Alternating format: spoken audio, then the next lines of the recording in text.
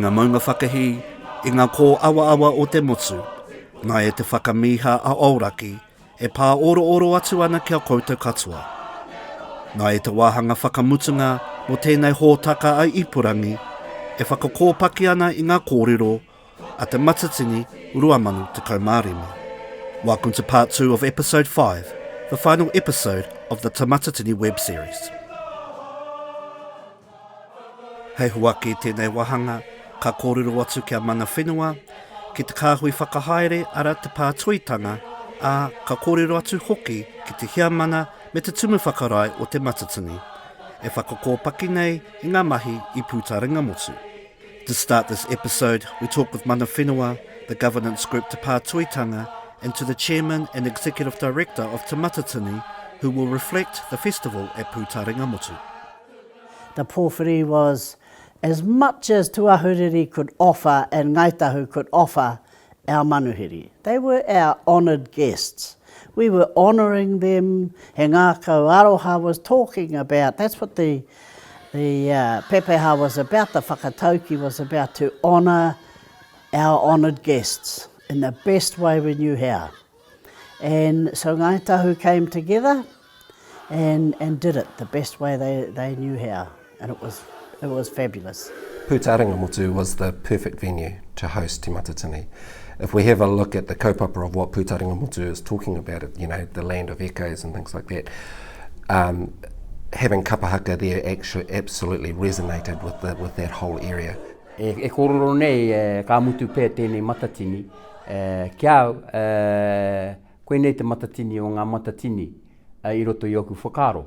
I runga i te āhuatanga o te toko maha o ngā Kapa Haka i tū i runga i te ātāmira o te haka, whātekau mārima ngā kapa, he tohunga katoa. He tohunga katoa, mō hotou koe i tēnā me te tauwhāinga, te whakataetai, ka hua mai kotahi he wikitoria me ki ko te toa whakaihu waka, ko te whānau Apanui tērā. I've only had positives. I had one tainui kuia stop me and said, "Oh, Mark Solomon, you have set a new bar." He says, "No, it's not a competition." "Yes, it is."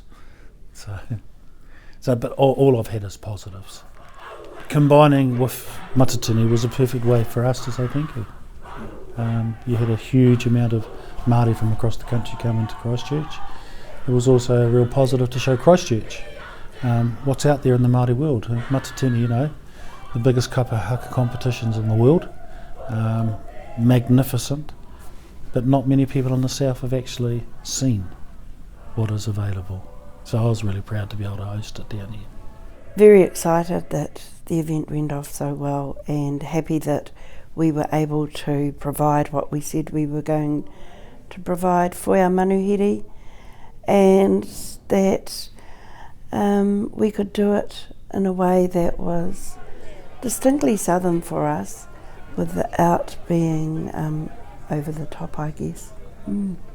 Well, I thought it was quite emotional in one sense, you know, because it was such an amazing experience, and I thought it was great too that so many people just came along to watch as well. So it wasn't just Māoridom turning up from the north and other parts of the south. It was really a citywide celebration. Aha koe tino honori kia mata, he kaupapa no tērā, tō mātou haerenga, kia kawe te ngā kohatu Māori, ki tō mātou waka te matua Māui, hei kaumona hia te Māori ki te kāinga, kia peka atu te Māori mai ngā pito katoa kahungunu me Ngāti Ranginui, kia whakaoro-oro, kia whakaoho-oho, kia whakaararara ngō, ngā mahi Kapa Haka, ngā reo me ngā tikanga i Whanganui ngā rohe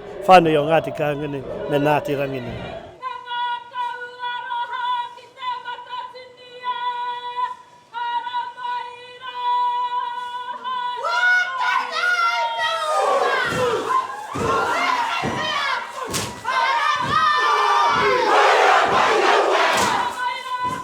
Ko whai wā ki te kōrero ki ētahi mātanga haka e kōrero ana mo te kaunga o ngā haka I Pūtaringa motu.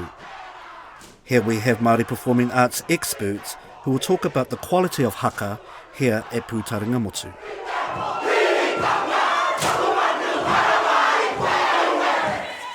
Taku hia kia mōhio mai ngā kai whakawā, kia kaua e titiro whaiti ki te taratau mahi, engari kia kite ai te ātāhua o ngā mea hau, kai roti te kapa.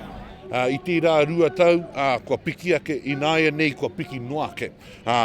Kua eke ki ngā whata o te poutama meki, o te Kapa Haka. Kua e piki tonu nei, Herereki anō tā te tehi ki te tehi. Aratau taura, aratau taonga, kua toia mai ki runga I te paparema. Arake anō te hunga e tū nei ki te haka taparahi me rā momo. Ka nui te mihi atu ki ngā ropu I te auaha o te tū, I te auaha o te whakaro me ngā neke, ko tēnei mahi mā te tamariki I Nāia nei, te kaha o te peke, I te kaha o te o mauma, ka mutu, kei reira tunu ko te wairua o te haka e pue ā. Waimare e kāre uratu I te kapa I ngā tau ki muri tēnei tau, nā te mea ko te kaunga tēnā kua eke. He ua rā ka kite anō te rā kaunga o ngā mahi, Pea tiki nā tāngata e kawe mai nā pūrungo, kai te rungo au te kaunga ko eke rā, ana kai te ki te tātou, kai te rungo tātou, I rā ke te pai. He rereke te toko maho ngā kapa, ara no wetehi kua rite I roto ngā tau. Ki au nei, tērā pē ko tēnei te tau o ngā whakaahua, te kite te kawe mai o ngā whakaahua, kāre te waiho mā te kupu ke hei whakamārama I te kōrero, hoi anō me whakahihi ngā rohe katoa, ngā iwi katoa I ngā kapa kua hara mai hei kanohi mo rātai. Nāia ko ngā kaiwhiriwhiri I rua tekau mawhitu, I a rātou te mahi nui I Pūtaringa motu. Nāia te kaiwhiriwhiri matua a Hohepa Harawira e kōrero ana mo a rātou mahi. Here we have the 27 Te Matatini judges who had the biggest responsibility at Pūtaringa motu. We speak with Hohepa Harawira who talks about the roles and responsibilities of the judges. Tā mātou mahi a kai whakawā nei hei titiro ki ngā tū a ngā rōpu, kia ki te mai me pēhea tā rātou ngā tū, te whakātū o tā rātou ngā mahi, rungi ngā kaupapa, te whakahua I te kupu kia mārama pai, te kupu kia mohi o pai mai te minenga heha ngā kaupapa kai te whāriki ki rini te ātāmira mo te minenga. Nō reira, ko tā mātou mahi kai whakawā nei, kai whiri nei, he potu he whiwhinga I runga I te tū o te rōpu I runga I te ātāmira. O nā ngā rohe o te motu ngā kai whiri I tohua. I tāku nei whakaaro me tohua te ingoa o te tangata mohio ki te ao Kapa Haka. Ko tāku he ata tiaki nā kai whakawā, rua tekau mā whitu ngā kai whakawā I tēnei tau. Ko tāku whakakao I a rātou ki te hui I ngā kaupapa ka ara ake, I roto I ngā wā o te Kapa Haka. I ara mai etahi o ngā kaupapa, hei wānanga, mā ngā kai whakawā, mā ngā kai whakawā hei whakatau. Hauna ko te whakataunga, whakamutunga kai te kōmiti matua. Mā ngā toa whakaihu waka ara te Kapa Haka o te Whānau a Apanui, tēnei hōtaka e whakakapi. Nāia te kai tātaki Tāne a Tamati Waaka e kōrero ana mo tana kapa. The 2015 Te Matatini champions, Te Kapa Haka o te Whānau a Apanui, will conclude this web series. Here we talk with the male leader, Tamati Waaka, who talks about his group. Kua roa e kōrero atu ana wā mātou kai ārahi kia mātou, kia tū mātou hei kanohi mo te iwi.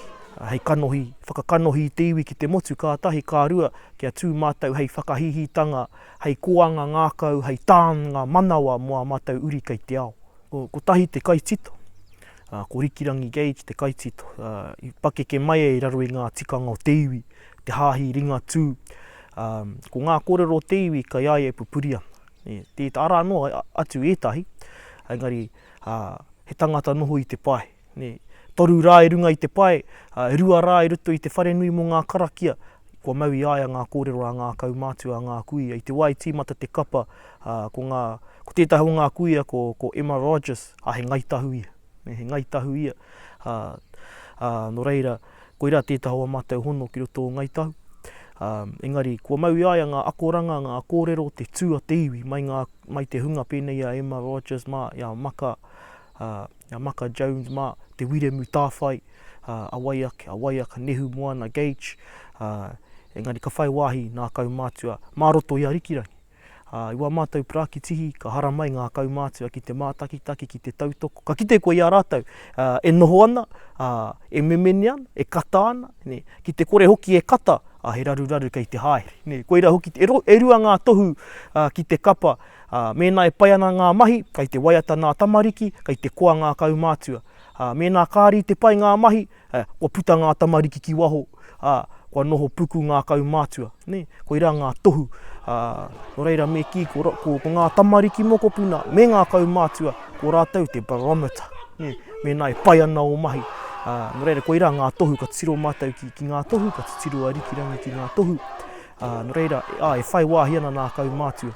I roto i ngā tau, kāre tonu tā mātou kaitito i whāwhā i ngā rangi Pākehā. Koe nei pēr te wā tuatahi, kua tiki nei, kua hāpai hia ia, e auarangi hei kawe i ngā kōrero, i ngā kupu. I te mea hoki, ki te whakaaro koe, whā te kau neki atu ngā kapa haka, ngā kapa kā tū. E toru rā, e whā rā, e noho ana ngā kai whakawā. Ka whakaaro ake, he aha tētahi ūngeri, tētahi manawa taki rānei, hei whakao hōhō i ngā hinengaro, i ngā taringa o te hunga whakarongo me ngā tiati. Ka tīkina e te kaitito tauarangira, o te Game of Thrones.